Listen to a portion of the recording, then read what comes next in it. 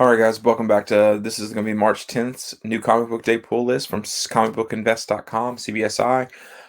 After last week, this is definitely a more relaxing week, not quite as intense, though there are some books that I'm sort of excited about. So we're going to check them out and look at what's coming out this week on March 10th. So let's just jump on in and look at as always, guys, as I've started doing, this is comicbookinvest.com. This is this is what the article will look like. I might add a few books here and there if I hear some things, but this is what I know. Here's my couple paragraphs where I'm talking about different things and talking about some of the craziness. But let's see. The first appearances, two big books are coming out, though there are some more books coming out that might. It's so hard, You're trying to see if the solicitation says so and so in next week's issue is going to face someone. You might, well, are they going to appear in this week's issue? So there's a few books like Daredevil and Wonder Woman that have some of that type of illusions. You don't really know yet.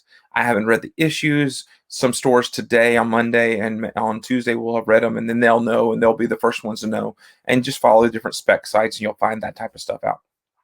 Here's two. There are no secrets in this one. Amazing Spider-Man. He has a new costume. This time it's a costume he uses to fight Kingpin. You can see it right here on the cover. He is partially turning into that character. It reminds me a lot of, was it Ricochet, that little series, that 4-issue run where there was like 4 different characters and they all had sort of Buzz and Ricochet and different ones across all the different Spider-Man books that had the variant covers where it was those characters on there. And then you have Children of the Atom come out. This is the first team appearance of these characters. Some of them do. Some of them might be making their first appearances. Maybe there's a first appearance in there. I don't know for a fact. No one, you're never quite sure. Supposedly, some of these characters, if not all of them, made an appearance in Marvel Voices #1, but that's not known for a fact. So I don't really know. I've read the issue Marvel Voices. I do see a page that they're probably on, but to me, it looks like almost the exact same sort of context of Spider-Gwen and Thor being walking around in Halloween costumes. In a Hawkeye Deadpool. So if that's not a first appearance, I don't know how the Marvel Voices is. But in here you get the first full team appearance of these characters, and they're all like either offsprings or related to or somehow connected to where they have a different version of themselves that they're the original X-Men. So it might be worth checking out. There's lots of variants. There's even different story variants out there to check out with that. Guys, there's a lot of variants, but nothing like last week. There's no Berserker, there's no Noctura, there's no Demon Days, anything like that to go chase down. Though I did chase down all those and did pick up all those different books. This week it's a bunch of variants I could care less if I miss. Eternals has a couple different variants. This is the 1 for 10 design variant. Sort of nice if you like that. I think there's a 1 for 25 as well. Then you also have, now I'm not quite sure about this. This is Joker. There's a Joker #1 comes out this week, and this is a Mark Brooks. It's called the Mark Brooks Team cover.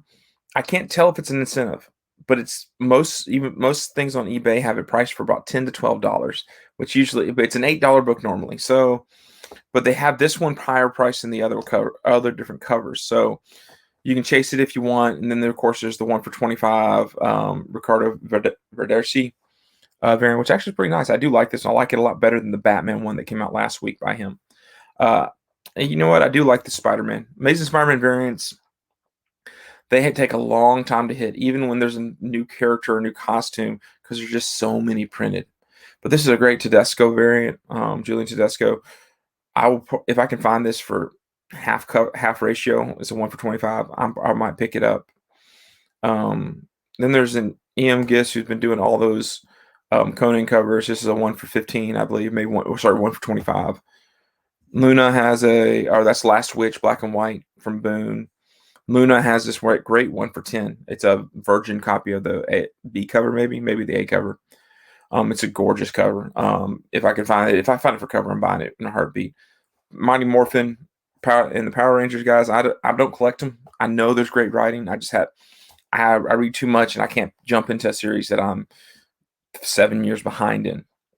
Star Wars 1 for 25. These are just, if you like Star Wars, pick them up. I don't know if anything significant.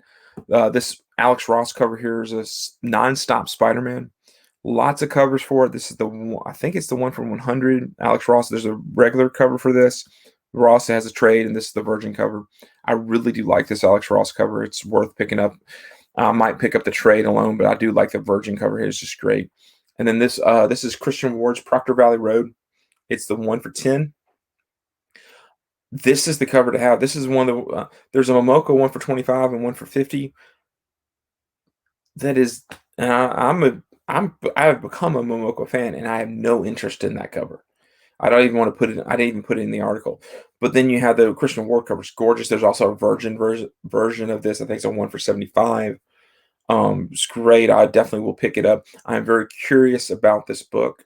It has potential. I googled Proctor Valley Road, and there's actually some sort of horror stories tied to the town itself. So I don't know how much of this is based off of lore versus just completely made up. And then we do get to find out if with the Electric Black rumors, or not rumors, the optioning and the eventual, hopefully, cartoon, animated horror cartoon, will this being the first book to come out since that news, will it be popular? This is a web store exclusive by Piper Rosh. Loved it from the minute I saw it. I tried to find different stores have already started selling it. Scouts actually made deals with stores where they can sell their web store exclusives. Guys, this is gorgeous. If you can find it, I think it's a great cover. Piper's one that's slowly becoming more and more popular as a cover artist. Lots of indie stores have started picking up and getting some of his exclusives that he does. So check that out. I've ordered a couple of those. It's a gorgeous cover for Electric Black Presents number 3. And then my Just For Me section is almost as long, if not longer, than the variant section. Some of that has to do with the fact that, like, Black Hammer Visions 2. I didn't read one. I don't even remember looking at one.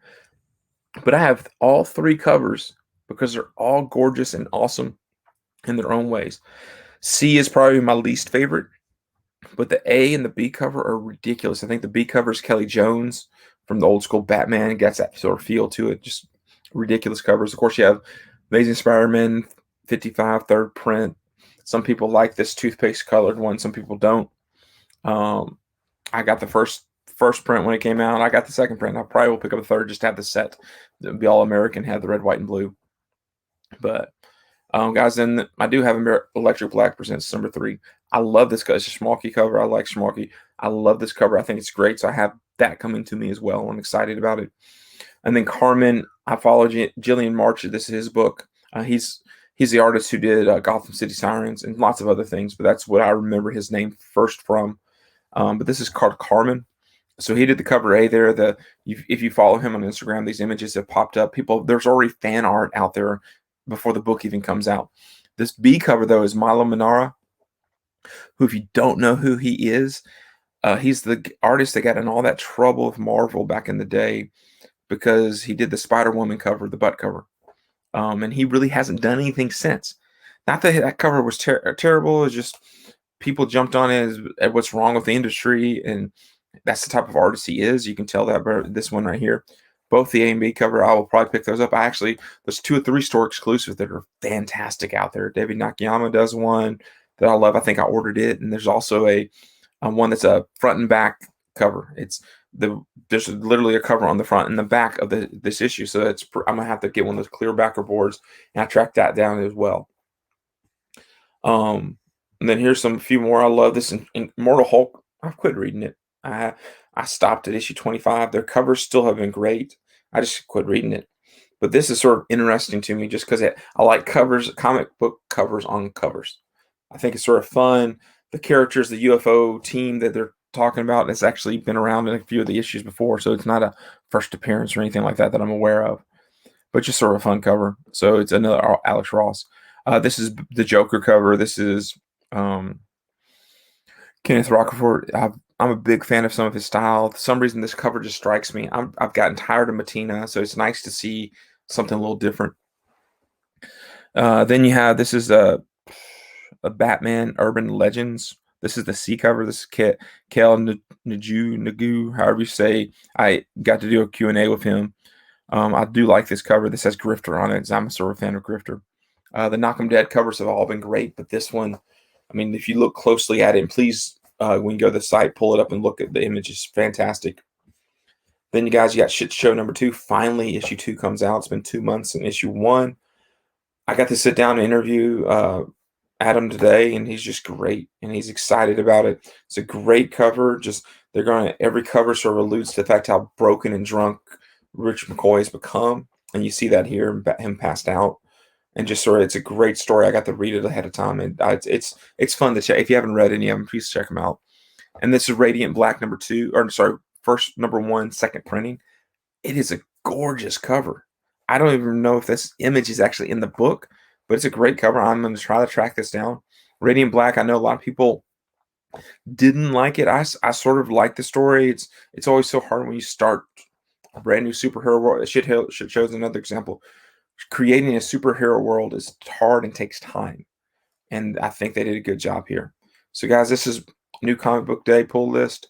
You can see I'm more excited about my Just For Me than the variants. Even the first appearances are so.